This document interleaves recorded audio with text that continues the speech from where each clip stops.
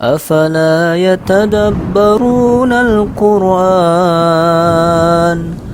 ولو كان من عند غير الله لوجدوا فيه اختلافا كثيرا.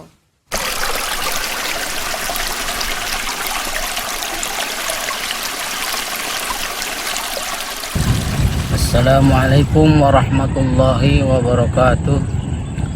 Innal hamdalillah nahmaduhu wa nasta'inu wa nastaghfiruh wa na'udzu billahi min syururi anfusina wa min sayyiati a'malina. May yahdihillahu fala mudhillalah wa may yudlil fala hadiyalah. Asyhadu an la ilaha illallah wahdahu la syarikalah wa asyhadu anna Muhammadan 'abduhu wa rasuluh. Allahumma shalli wa sallim ala nabiyyina Muhammadin sallallahu alaihi wasallam wa ala alihi wa ashabihi ajmain. Amma ba'du. Saudara-saudaraku sekalian rahimakumullah. Sebelumnya saya mohon maaf. Saya katakan saya bukan siapa-siapa, tapi saya termotivasi dengan hadis baligo anni walau ayah, sampaikan walau satu ayat. Hadirin kaum muslimin rahimakumullah, dalam Al-Quran Allah berfirman berulang-ulang mengatakan innallaha ghafurur rahim, innahu huwat tawwabur rahim, innallaha ghafurun halim. Artinya Allah Maha menerima taubat. Itu dikarenakan Allah Maha tahu siapa kita ini. Tidak ada satupun dari kita yang terlepas daripada perbuatan dosa, ya. Sehingga Rasulullah Sallallahu Alaihi Wasallam mengatakan, ya kullu bani Adam khata wa khairu khata'ina at-tawwabun.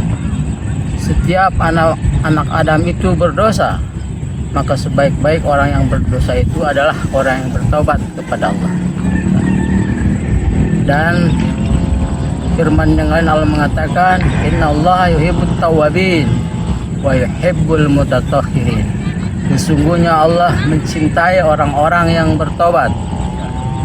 Sesuatu ibadah yang Allah cintai berarti nilainya sangat tinggi di hadapan Allah dan menjadi ibadah pilihan, ya. Maka dari itu Allah Subhanahu wa taala dalam hadis lain sangat gembira menerima tobat seseorang, melebihi gembiranya seseorang pengembara yang tengah berada di tengah padang pasir, yang tengah kehilangan kendaraannya pada saat itu, lalu dia mencari-cari kendaraannya atau hewan tunggangannya yang lengkap dengan segala perbekalannya. Maka orang itu mencari dan mencari, tapi tidak ada satupun, mereka tidak temukan hewan tunggangannya itu, sehingga dia lelah dan tertidur di bawah sebuah tempat. Maka ketika dia terbangun, maka dilihatnya lah hewan tunggangannya beserta perbekalannya tadi. Lalu dia berdiri saking gembiranya dan ambil tali kekang kuda tadi, lalu dia katakan, ya Allah, Engkaulah adalah hambaku dan aku adalah Rob. Saking gembiranya orang tadi berkata dengan terbalik. Maka kata Nabi, Allah itu sangat gembira, lebih gembira daripada orang ini yang telah kehilangan hewan tunggangannya tadi, yang telah selamat dari kematiannya tadi, ya, menerima taubat seseorang, menerima taubat dari hambanya. Maka dari itu Allah menyeru kita untuk selalu bertaubat kepadanya. Kalau perlu kita di setiap waktu, di setiap hari. Nabi Yunus, hadirin kaum muslimin, Nabi Yunus alaihissalam, beliau selalu bertaubat kepada Allah, beristighfar kepada Allah dengan kalimat la ilaha illa anta subhanaka inni kuntu minadz zalimin di setiap saat. Bahkan ketika beliau dalam perut ikan, beliau terus, artinya bertasbih kepada Allah, bertobat kepada Allah. Maka kata malaikat, aku mendengar suara ini, tapi bukan di tempat ini. Berarti Nabi Yunus sebelum ini beliau selalu bertaubat kepada Allah, ya, bertasbih kepada Allah.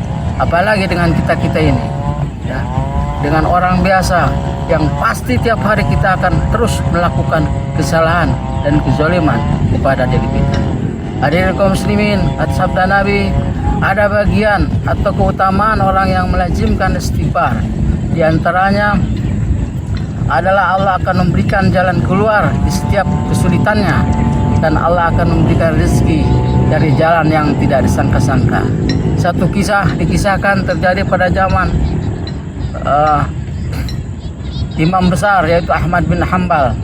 Dia pernah suatu ketika tergerak hatinya untuk keluar dari rumahnya, meninggalkan rumahnya dengan tanpa tujuan.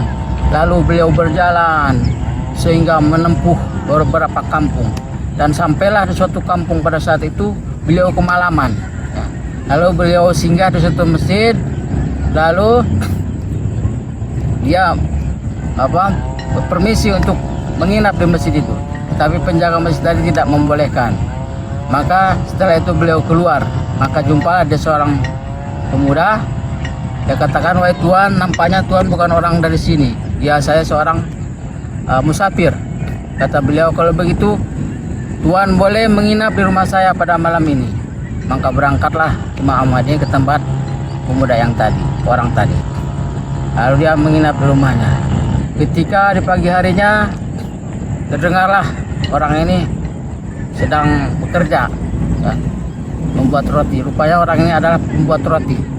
Tapi di setiap dia membuat roti itu terdengar alunan zikir dia, membaca istighfar kepada Allah Subhanahu wa taala. Lalu Imam Ahmad pun keluar lalu bertanya, "Wahai fulan, sudah berapa lama engkau kerjakan seperti ini?" "Wahai Tuhan, sesungguhnya sudah 40 tahun saya lazimkan istighfar ini." "Apa yang kau dapat?" kata Tuan Ahmad. Maka kata dia, "Seluruh permohonanku Allah kabulkan, seluruh keinginanku Allah penuhi, kecuali satu yang belum." "Apakah itu?" "Saya ingin sekali berjumpa dengan Imam Ahmad." Maka Imam Ahmad tersenyum, "Sesungguhnya doamu telah terkabul. Mungkin inilah yang mendorongku sampai ke tempat ini."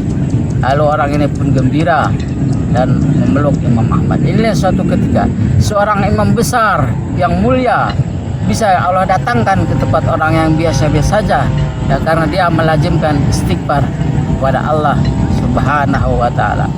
Maka saudaraku, amalan itu tidak perlu banyak, tapi perlu keistiqomahan. Kita terus beramal itu, kita pegang amal itu sampai mati.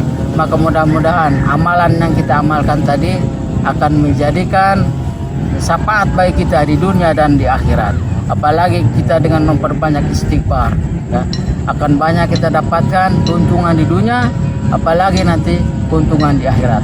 Mudah-mudahan kita semua dimasukkan Allah juga dalam golongan orang-orang yang bertobat, sehingga Allah akan janjikan kepada kita surga yang penuh dengan kenikmatan.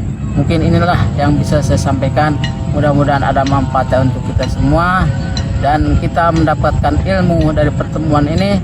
Mudah-mudahan pertemuan ini pertemuan yang Allah ridhoi, sehingga ada manfaatnya untuk kita semua. Subhanakallahumma wa bihamdika asyhadu an la ilaha illa anta astaghfiruka wa atubu ilaik. Wabillahi taufiq wal hidayah. Wassalamualaikum warahmatullahi wabarakatuh.